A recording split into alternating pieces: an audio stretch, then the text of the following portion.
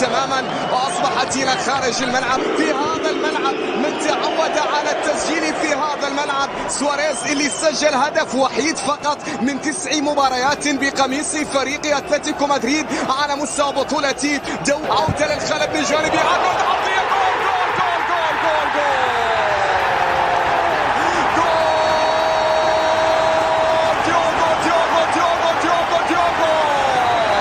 جوتا.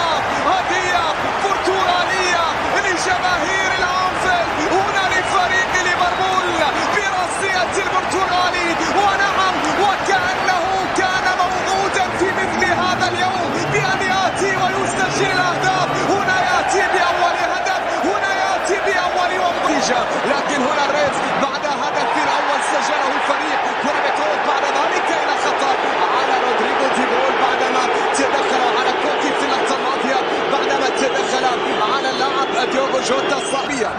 كرة بتعود مرة أخرى عن طريق ساديو ماني يتقدم في الوسط، لكن بتعود بعد ذلك هنا مطالبة بوجود خطأ، وهناك طبعا صافرة الحكم بطاقة صفراء على الكرة باتجاه اندرسون. يبحثون عن هدف في امان، ينادي الكرة بعد ذلك من الطرف الايسر، عودة للخلف من الطرف الايسر، محاولة قائمة عرضية لكن التغطية موجودة. الكرة ما زالت هنا يانو بلاك يتصدى لهذه الكرة. بالمناسبة اتلتيكو مدريد من جانب فريق اتلتيكو مدريد فهو اللاعب ماركوس يوريس. وصلت هذه الكرة، وصلت بعد ذلك الى اقصى الطرف الايسر. طبعا خسر في اخر 3 مباريات تيل اندرسون. منقولة الكرة الى ارنولد، العرضية تاتي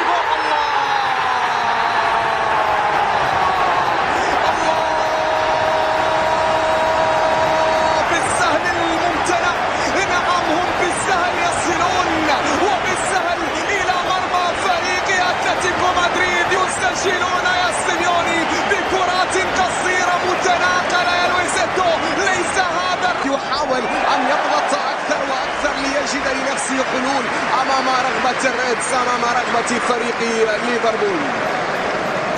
ركلة مرمى عند حارس المرمى، الحارس أليسون.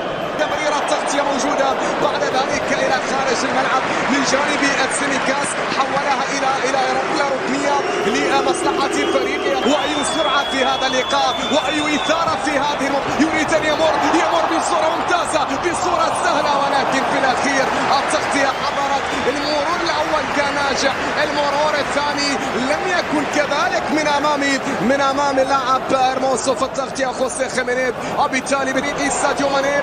عندك كرة من الجانب الأيمن، محاولات تقدم سقوط لا وجود لخطأ، لأن الراية الهولندية لم تكن مرفوعة في اللقطة الماضية من الحكم المساعد الثاني الذي أشار إلى استمرارية اللعب. مرة أخرى في وسط الملعب لدينا تمريرة انطلاقة تأتي، وصلت من جانب آخر لكنها بتعود عن طريق أرنولد. وهناك صافرة من حكم اللقاء أو خطأ كان موجود في اللقطة الماضية.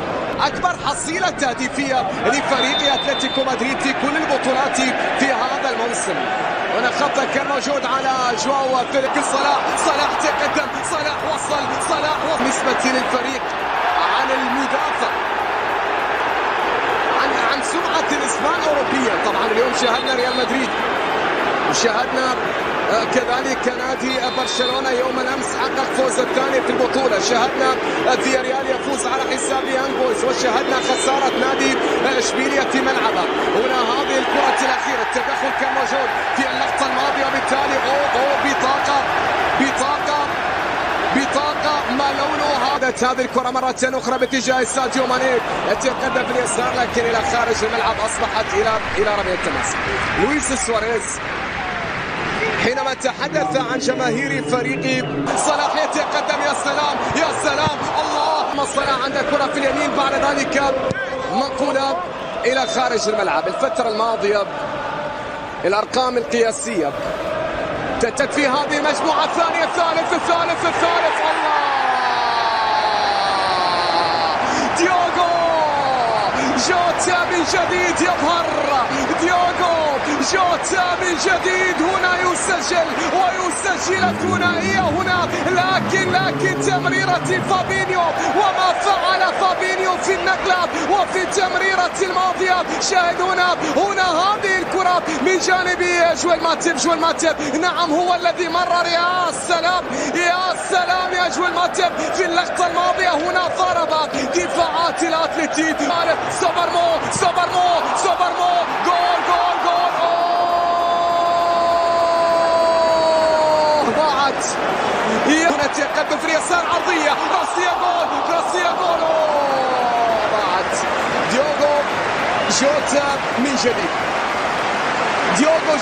من جديد هذه المرة بالكرة الراسية، لكن كرة عادة، كرة تصل عالية راسية تأتي، فرصة ما زال التصويب لكن إلى خارج الملعب. هذه ضاعت كتلك التي ضاعت وكتلك الفرص التي ضاعت لفريق ليفربول من أجل ثالث الأهداف أمام. كرة منقولة هنا لويس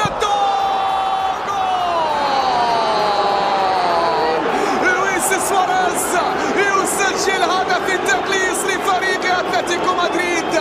ظهر لويسيتو، سجل سواريز وقلص الفارق لفريق اتلتيكو مدريد. سواريز لا يحتفل احتراما لفريق اعطاه الكثير. هنا استلم الكرة سددها، صدمت بعد ذلك في جويل ماتيب وغيرت من اتجاهها وخادعت أليسون لياتي اول اهداف لفريق اتلتيكو مدريد في هذه اللحظات ب10 لاعبين. هنا الأوروغواياني وهنا جامبرلين ينقل كرة طويلة اندرسون. يا سلام رائعة كانت، لكنها بتعود مرة أخرى، وصلت إلى صلاح التسديدة اليسارية إلى خارج الملعب إلى ركلة مرمى.